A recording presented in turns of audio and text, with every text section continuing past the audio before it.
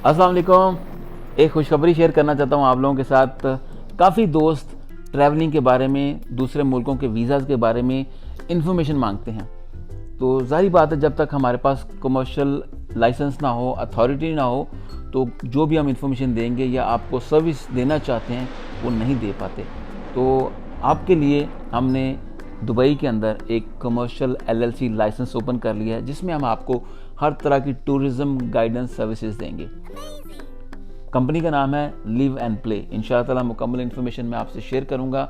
जिन numbers पर आप रब्ता कर सकते हैं वो नंबर्स भी शेयर करूंगा नेक्स्ट वीडियोस के अंदर। आप मुझे कांटेक्ट कर सकते हैं। मैं आपको दुनिया के किसी भी मुल्क में अगर सफ़र करना चाहते हैं मैं आपको प्रॉपर गाइड करूँगा।